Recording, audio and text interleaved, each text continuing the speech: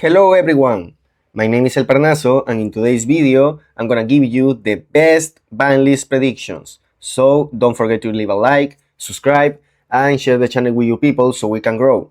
Also, remember that I will still be updating the best Yami Masterclass with the information that I use to win the national championship and almost go to Worlds, making top 8 at the Continental Championship. It already has 5 hours of content that will eventually become 6, that will 7 and even 8 hours after all the updates, all for just $20. So give it a shot, and now let's begin. So I'm gonna, as you can see, like we have the tiers right here for the Banlist predictions, and I'm gonna try to be as accurate as I can with, like, obviously with my personal preference, because everybody is a human, right? Even if I try to, I'm not gonna give you anything but my own perception at the end. So I'm gonna try to use categories here. Like, I'm gonna talk first about the non-engine cards, and then specific decks that have been relevant in the format, as well as some floodgates. So first, I'm gonna try to talk about Super Poly. Well, I know that Super Poly has been very relevant during the last formats for X, Y, and Z reasons, to the point that people need to respect it, or decks need to be built around plays, or around ways to play to respect the card. Like, for example, Kultun watching the hand so you can know that Super Poly is coming, and blah blah blah, right? Regardless of that, I need that we need to understand that this ban list is built around the idea of you wanting to play Toon, because this ban list will be just a few months or even less than a month before that the magnificent heroics, because, like, we still don't know the exact date for this ban list, right?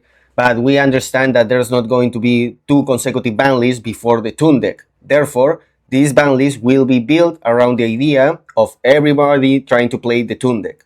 And the Toon deck can actually respect a lot the Super Poly in the development of their lines. Like, you can watch the card, you can even force him to use the card whenever before you wanted to use them, because the mines can just declare Super Poly. You can do a lot of things around the idea of Super Poly because you don't care that much about the monsters that you are leaving, and the monsters that you can leave can be all of different attributes, because now they blah blah blah, right? A lot of reasons to not respect the card when you are a Toon deck. Therefore, I think this card will remain untouched, because we are not thinking about the current decks anymore. Now, Ash Blossom is kind of a different debate, right? Because of the intensity of this card being basically a second call by the grave, in the idea of negating the charmies, having the plus of being still kind of a good quality interruption, blah blah blah, right? I know that a lot of people have been talking about this, and obviously there's a lot of arguments, like good arguments about it. Regardless of that, I don't see how, in the Toon format at least, the mul charmies resolving are going to be that relevant. Actually, even in the Purulia is not going to be like an FTK instantly, right? So, and the Fuwa is almost useless at that point. So I don't see how using the argument of Ash Blossom being a second call by the grave for those cases is going to be that relevant during at least the next 6 months. Therefore, I don't see why Konami should try to take an approach against Ash Blossom at the moment.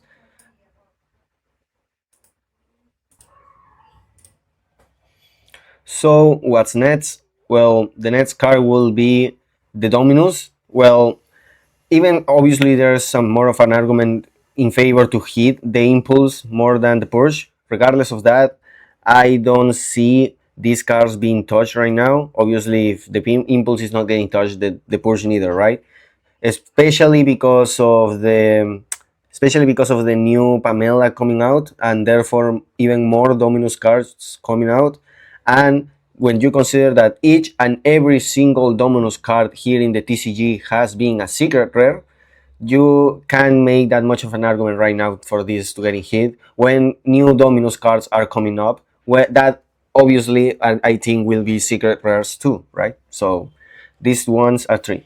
Now, It's very differently when you talk about Drone and Lockbird. Now, my main point will be how in the OCG build this very same approach in the sense of limiting the card. And when you consider all those new monsters that are coming up, like the engine that all of them literally draws one card, well, I think that it's very safe to assume that Konami will do that same approach here in the TCG.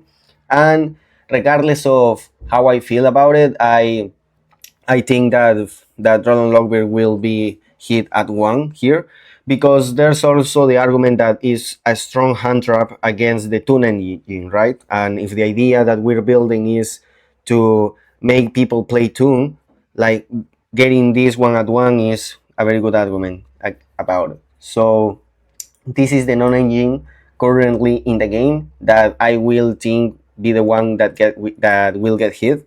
I don't think any of these four will even get a two. Any of them, maybe Impulse in the future, maybe Ash in the future, but not right now. And the last card that I think will change when it comes for non-engine will be the Heavy Storm.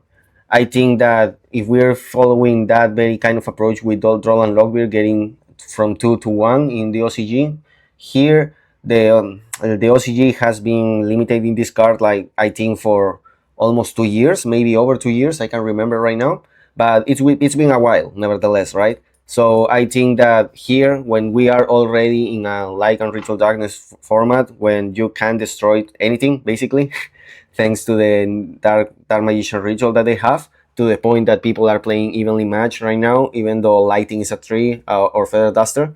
So I think that is the perfect timing for Heavy Storm to come back. I don't think it will be that big of a change, but it's Heavy Storm, right? Now, when it comes for engine decks, well, first, obviously, I'm gonna start with Jamie Fiensmith, right? Because first, the Caesar, it has been confirmed just some days ago that there's a new day 2 pack for these new seasons with new cards available. Therefore, the Caesar is not a chase card when it comes to day 2 packs anymore. Therefore, I think now it will be a time for the Caesar to get banned. Because of these kind of reasons, right? Caesar is a card that you can make the argument should have been banned a while ago, but like there's also arguments in favor to the card still being in the game because all the assumptions that you need to make, like Fuwa is like 4 draws before you make the Caesar, for example, right? So how many times this actually will happen, then is the exposure to the other hunters, blah blah blah, right? Or even the exposure to popular board breakers like Crown, Droplet, Evenly.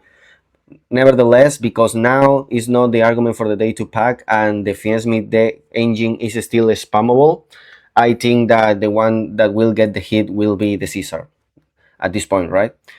Now, that is without even considering the Yami Fiensmith. Like, without that, like, the Fiensmith spam in general, with the power that Caesar can bring to every deck that just can put the Fiensmith engine, I think is the main focus here, now that it's not marketable anymore.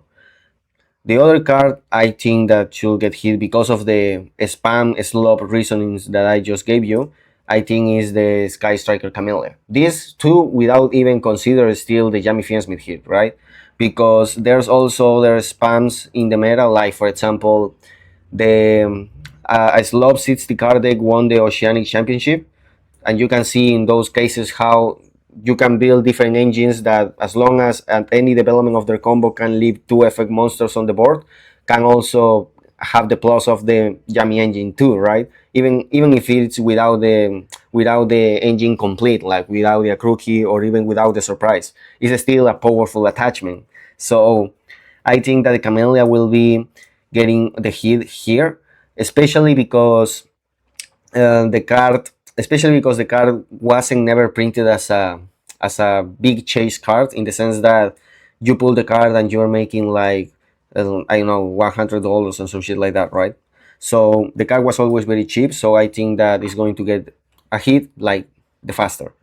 And then when it comes to specifically more Yami Fiensmith arguments, I think the Reprolocus should have been banned ever since the prior ban list, actually, to the point that I don't know if some of you remember, but before in the channel I was using, or I was testing the Yami Dark Magician, like the Yami Asamina deck, even before, when people were still hyping up the Yummy Fiansmith because of all what that happened, like all that shit months ago. But I was doing that not because I didn't agree with them. I also thought that Jamie Fiensmith was better, but I was so sure that Reproducus was going to get hit back then because of the power it provides, that I will say again, this card should be banned, and I think this time will be banned.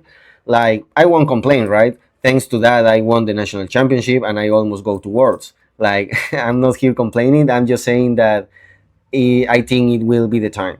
Also, because now the slopes decks can also take too much advantage of the Reproducus for other reasons, right? Making every monster like not necessarily a cybers here because we don't have the Link 1 decoder, but making big monsters spellcasters. So now you can go for the Dark Magician engine, like some weird shit like that. Like the versatility of Reproducus in Jammy Fiensmith and for other decks that are slop decks, just like the arguments that I give you for the Camellia and the Caesar beyond the Jammy Fiensmith, I think will make these three hits in this ban list. Because at the end of the day, all of those are all decks, and pure Sky Striker is like even is getting some bit of a hit thanks to the Camellia, because now they can just spam the Radiant Typhoon engine anymore, right? Like, for what? Because of that, just a big comma right here to talk about Sky Striker. Even when we are considering the Camellia getting banned, but even without the Camellia getting banned, I think Sky Striker won't get any kind of hit. I think that at the end of the day, it's a skill thing when it comes to Sky Striker, so it's dealable. Like, it's not the end of the world. I think the deck is still promoting the idea that you can build a deck that you can play with the legendary deck promotion. So I think that those arguments combined make Engage still a card at 3, as well as all the current Sky Striker cards. The Camellia is anything but a Sky Striker argument, even though it's kind of a hit against the deck too.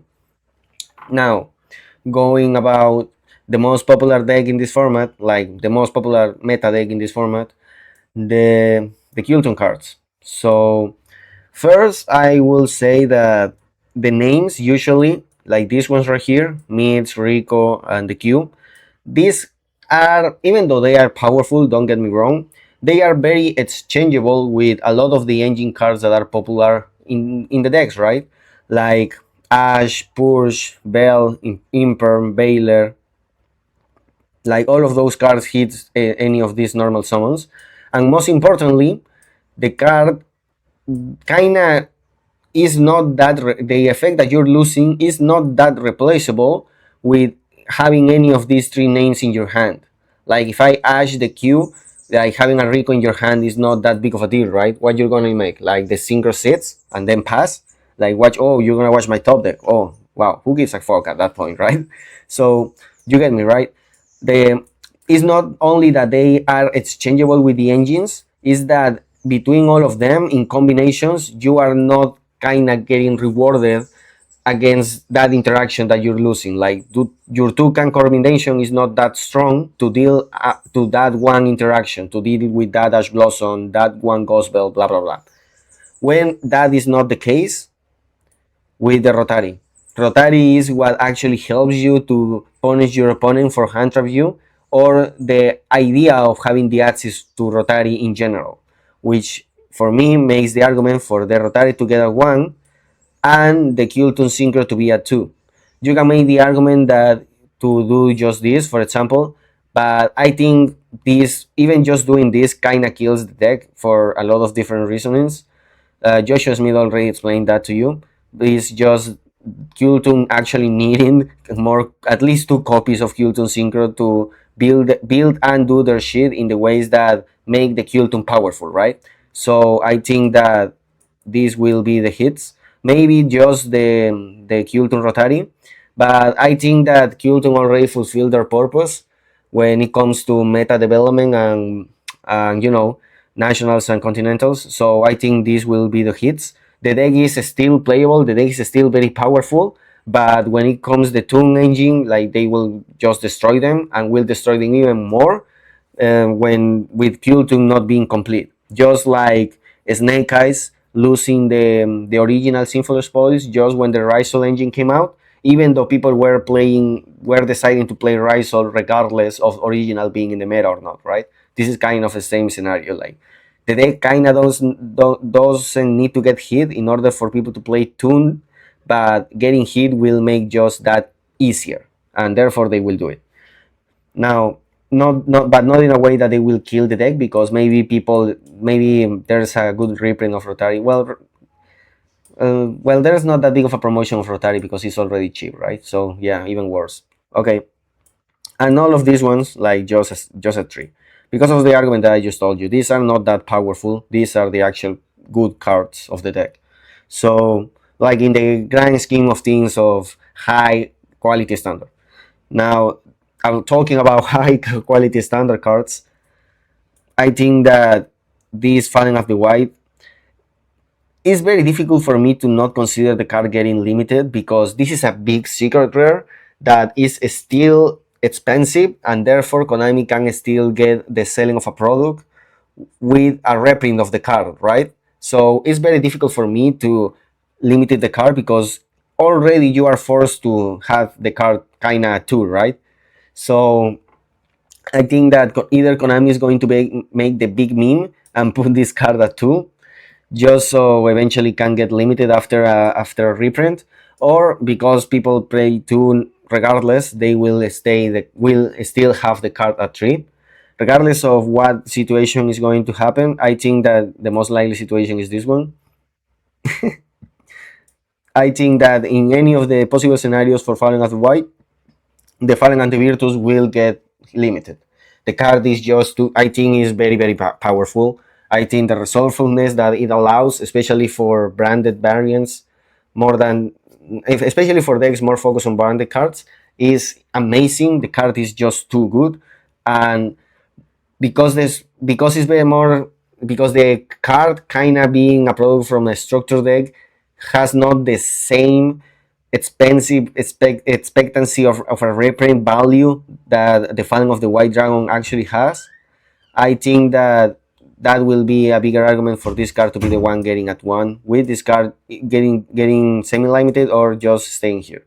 Most likely here, but now for the spellcaster slop sheet, well, this card is obviously very powerful, and you can make the argument for this card for a different reasons to get to be banned.